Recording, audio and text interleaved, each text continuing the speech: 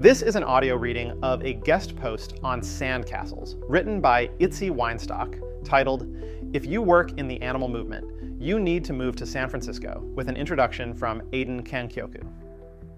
Stop. Don't leave yet. I know what you're thinking. This post isn't for me. You are wrong. This post is for you.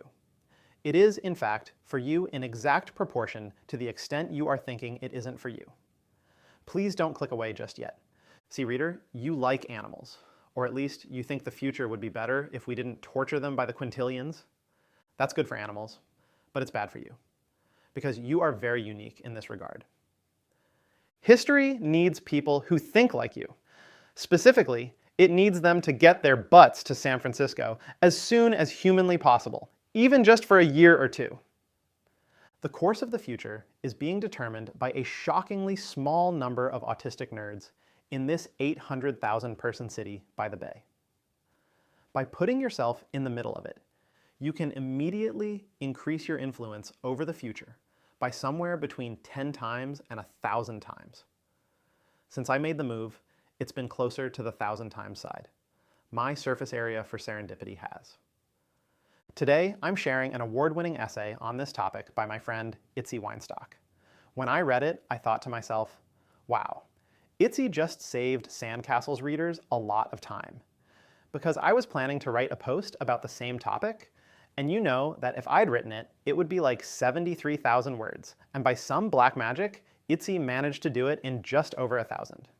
Sandcastles readers who can find it in your hearts to forgive his brevity will definitely find value in Itsi's newsletter Frontier Animals, where he writes about bleeding-edge issues in animal advocacy. Subscribe at the link in the description. Itsi tells me that since he published this post, he's had quite a number of animal advocates reach out to him seriously about moving to San Francisco. I believe this because even just from sharing a quote of it to my dust and cobweb covered Instagram account, I got quite a few inquiries as well. We've had so much interest that Itsi and I have decided to get serious about helping you move to San Francisco. Yes, reader, that means you. You? So before I let Itsi explain why, let me promote a couple exciting links about how. 1. Itsi and I want to help you move to SF. Fill out the form linked in the description to tell us how we could do it. We'll even have a call with you. 2. Sentient Futures is offering subsidized residencies for AY-I-pilled animal advocates to get a foothold in SF. Details and application linked in the description. There is subsidized housing and even monthly stipends available for the right candidates. 3. If you really truly can't move to SF even for a year or two, there is something you can do from afar to steer AI positively for animals. But you have to listen to the end to hear what it is, because I don't really believe you. Why are Itsi and I so passionate about getting animal activists to move to San Francisco that we're sending out an invitation to 6,432 of them to book one-on-one calls with us? 2 words, reader. And it's 2 words you are getting very tired of hearing. But the fact that you are getting tired of hearing them is itself evidence of how important they are. The artificial intelligence revolution is here.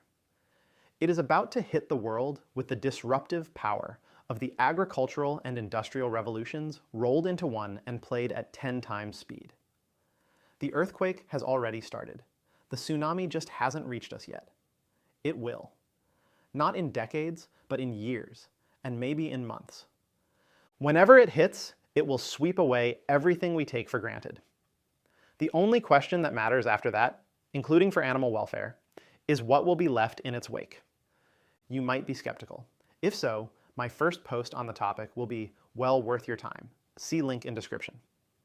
But say Itsi and I are right, and the tsunami is coming soon. What does that mean for animal activists? If you work in the animal movement, you need to move to San Francisco. You need to move to San Francisco.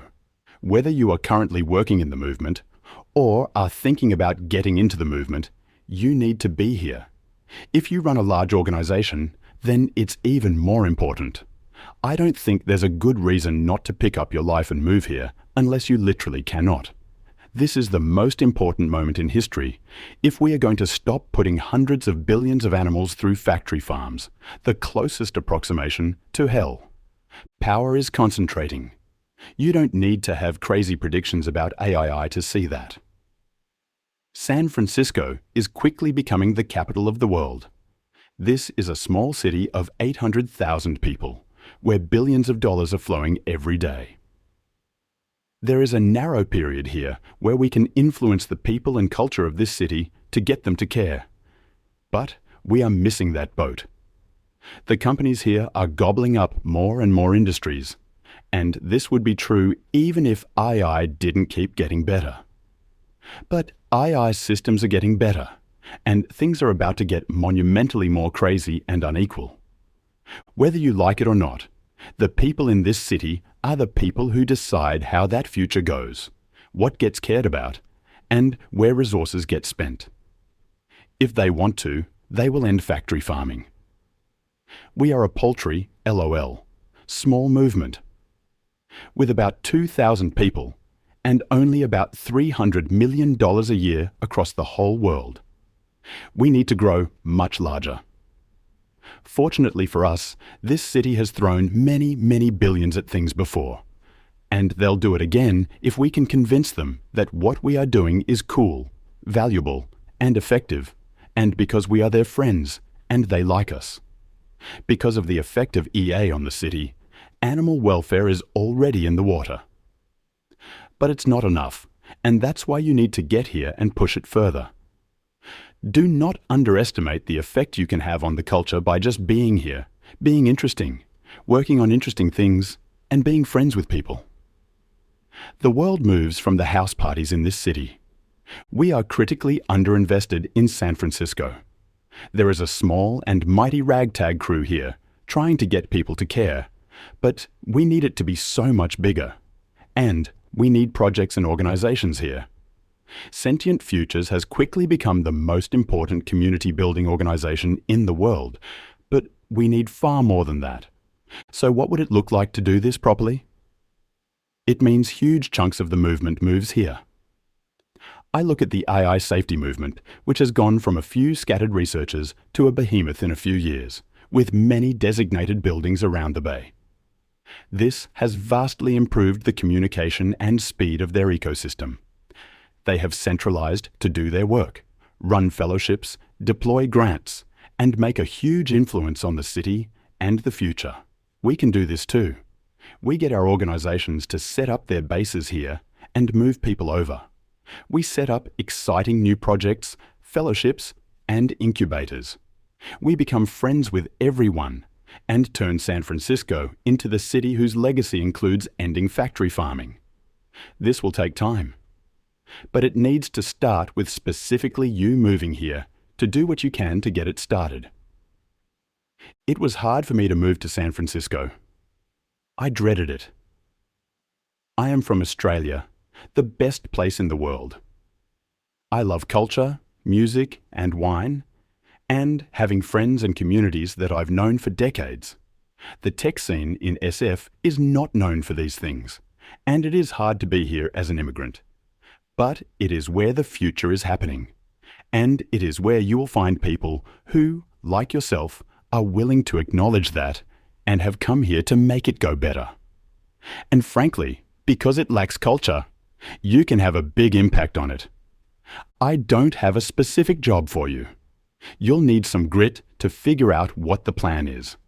But there is so much to do, and as long as you are motivated, we can make it work.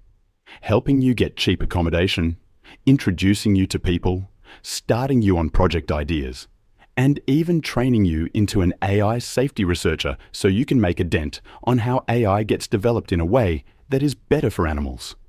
You have probably committed your life or made a lot of sacrifices already to be in the animal movement. You have done it before, and I am asking you to do it again. Moving to San Francisco is probably the best thing for animal welfare the movement you will ever do. Scott Alexander, one of SF's most important writers and intellectuals, wrote to criticize the boring, wealth-hoarding ambitions of many in the city who want to escape the permanent underclass. In such a situation, greatness is pathetically easy. A random woman gave Jesus a washcloth to wipe his face on the way to his crucifixion. She is now known as Saint Veronica, patroness of laundry workers, and 1 out of every 2,500 girls in America is named in her honor. She has an annual feast day, approximately 1 million beautiful Renaissance paintings, a chapel in Jerusalem, and lesser churches all around the world, including one here in San Francisco. The richest olive merchant in Jerusalem that year is long forgotten, but she endures. I hope this resonates with you. We all aim to be Veronica. We do the right thing just because it is right, and hope our deeds pass through the ages. But I also hope you also see the tremendous importance of being in the right place. She was, very importantly, in Jerusalem. Get here. P.S. I will admit, I'm actually being narrow. I think there's other places you're allowed to be. San Francisco, Washington, D.C., or China. Maybe India or Brazil. End of list. If you're working in those other places, it might be okay to stay there. PPS from Aidan, also London.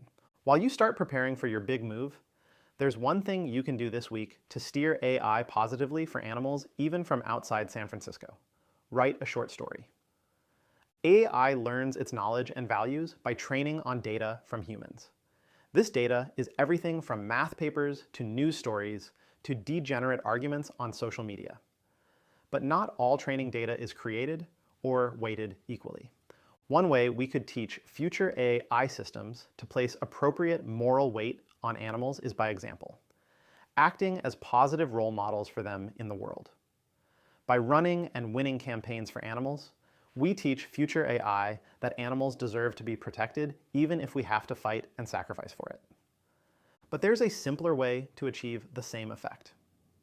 Like young children, when AI models first start learning, they don't know the difference between true stories and fictional stories. That makes fiction a powerful way to teach moral lessons to children, and AI alike.